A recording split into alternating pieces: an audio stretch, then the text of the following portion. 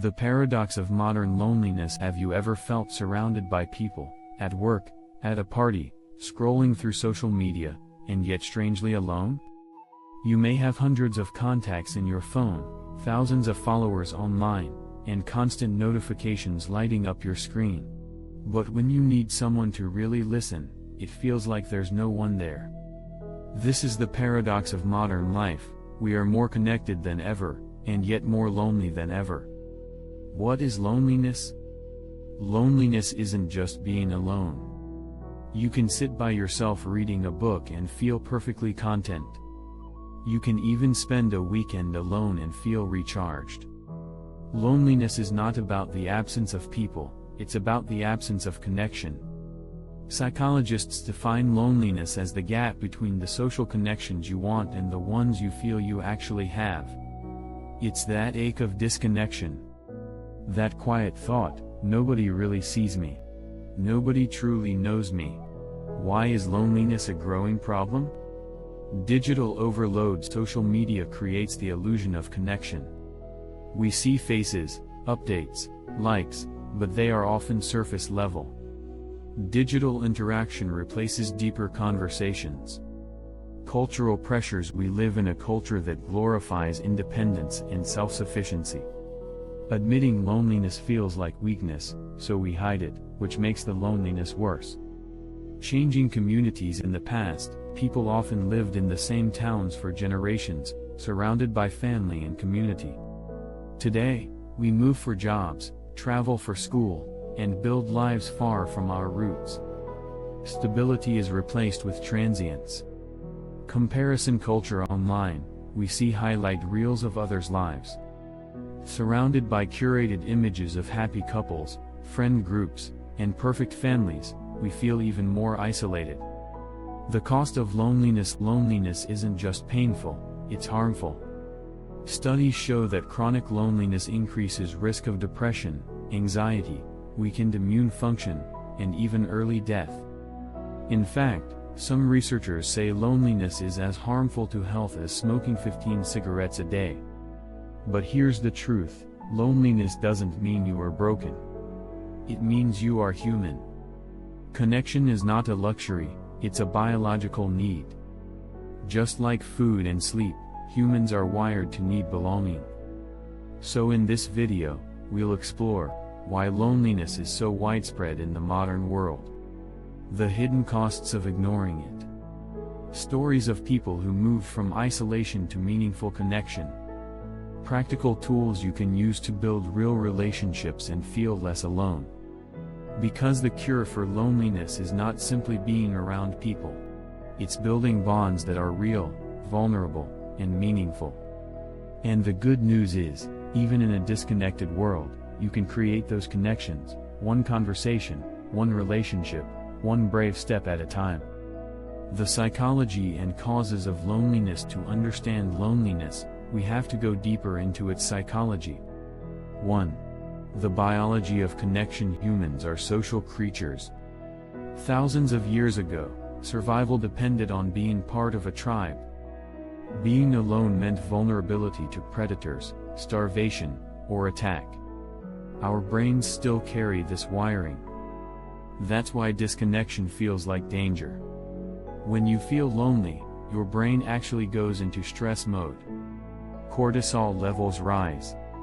Sleep suffers. You become hyper alert.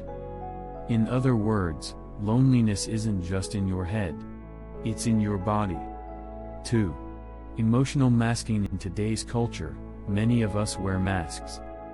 We present polished versions of ourselves to be liked. But masks block intimacy. If nobody sees the real you, even surrounded by people, you'll feel unseen. 3. Technology and substitution. Technology is not evil, but when it replaces instead of enhances human connection, it fuels loneliness. Liking someone's photo isn't the same as hearing their voice. Watching stories isn't the same as sharing stories. 4. The fear of vulnerability. Many people feel lonely not because they have no contacts, but because they never go deep. True connection requires vulnerability, saying, "I'm struggling," or "I need support." But vulnerability feels risky, so we stay shallow. 5. Transitions and life changes. Loneliness often spikes during transitions, moving to a new city, graduating, changing jobs, divorce, or retirement. The loss of familiar rhythms and people can leave us disconnected, even if we're surrounded by strangers. Stories of loneliness. Mark the executive. Mark was always in meetings, always traveling. His calendar was full, but his heart was empty. Surrounded by colleagues, he realized he had no one to call when life felt heavy. His loneliness wasn't about lack of people, it was about lack of closeness. Lila, the college student, in her first year at university, Lila was surrounded by thousands of students. But she felt invisible in the crowd. Only when she joined a small writing group and began sharing openly did she finally feel known. Elderly isolation. Millions of older adults live alone, sometimes with little contact for days. Even in busy neighborhoods, many feel forgotten. Their stories remind us that loneliness affects all ages. The spiral of loneliness. Loneliness often feeds itself. The more disconnected you feel, the more negative you become about social interactions. Nobody wants to talk to me. That negativity makes you withdraw further, which deepens loneliness. Breaking the spiral requires action, small, intentional steps toward openness and connection. Reframing loneliness. Stories reveal the heart of loneliness, and the path to healing. Story 1. The artist who hid behind a screen. Carla loved painting. She shared her art online, receiving thousands of likes. But offline, she had no close friends. One day, she admitted to a fellow artist that she felt empty despite online attention. That conversation led to coffee, then a community of artists who met weekly. Carla learned, connection is not about numbers, but about depth. Story 2. The father who worked too much. Javier prided himself on providing for his family. But endless overtime meant little presence at home. His kids grew up seeing him more as a provider than as a person. When his daughter once said, "I don't really know you," it broke him. He began spending intentional time with his family, dinners, walks, honest talks. Slowly, connection returned. Story 3. The widow who rebuilt her community after her husband died. Maria felt abandoned. Friends stopped visiting, unsure of what to say. For months, loneliness consumed her. Finally, she joined a local volunteer group. Serving others gave her new friendships and a sense of purpose. Her healing came not from avoiding loneliness, but from stepping into community. Reframing loneliness. Loneliness feels like a curse, but it can also be a signal, a reminder that you are wired for connection. Just as hunger signals need for food, loneliness signals need for people. Instead of shaming yourself, "Why am I so lonely?" reframe it, "This is my heart reminding me to reach out." The gift of vulnerability. Loneliness decreases when vulnerability increases. The moment you share honestly, you invite real connection. Saying, "I'm lonely," might feel scary, but it can open doors for others to say, "Me too." The role of community healing. Loneliness doesn't happen through random encounters. It happens through intentional communities, book clubs, faith groups, support circles, creative teams. Places where people meet regularly, share openly, and grow together. Why depth beats breadth. You don't need 500 friends to defeat loneliness. You need a few real ones. One deep friendship can mean more than dozens of shallow connections. As the saying goes, better to have 4 quarters than 100 pennies. Practical tools. So how do we move from loneliness to connection? Here are some practical tools. 1. Practice honest check-ins. Reach out to a friend not just with "How are you?" but with honesty. "I've been feeling lonely. Can we talk?" Honesty creates space for depth. 2. Join or create community. Look for groups where people gather with intention, clubs, teams, volunteer groups, classes. If none exist, start one. Community grows where someone takes initiative. 3. Limit comparison online. Unfollow accounts that trigger constant comparison. Instead, follow people who inspire authenticity.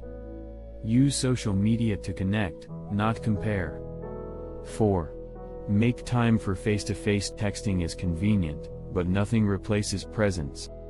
Prioritize coffee dates, walks, phone calls. Human voices and faces create bonds that screens cannot. 5. Practice vulnerability in small steps. Start small, share one honest thing with a friend. Admit when you're struggling. Ask for help. Vulnerability is a muscle that grows with use. 6. Serve others. Paradoxically, one of the best cures for loneliness is serving. When you volunteer or help others, you create shared purpose, and shared purpose breeds connection. Story: Alex the engineer. Alex worked remotely, living alone. Days passed in silence. Loneliness grew unbearable. One weekend, he decided to volunteer teaching kids coding. That single choice introduced him to mentors, friends, and joy. By helping others, Alex found himself connected. Loneliness may be common, but it doesn't have to be permanent. It is not proof that you are unlovable. It is proof that you are human, wired for closeness, for laughter, for deep conversations at midnight, for being seen and known exactly as you are. The world may tempt you with endless surface connections, but you deserve more.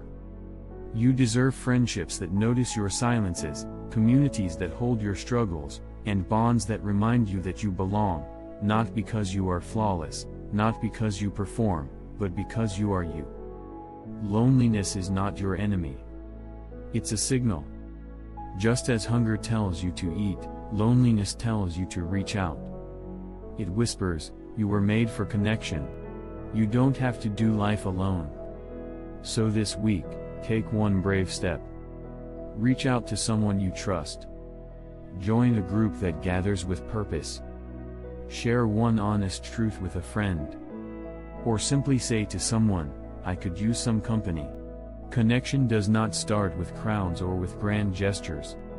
It starts with small, courageous choices, a message, a smile, an invitation, a conversation. And from those little seeds, relationships grow into something lasting and meaningful. Because the antidote to loneliness is not having everyone. It's having someone real, someone who sees you, someone who cares. And when you build that connection, even in a noisy, disconnected world, you will realize something powerful: you were never meant to walk alone. If this message resonated with you, comment one word, connection. And in the next video, we'll explore healing the inner child, how the past shapes your present.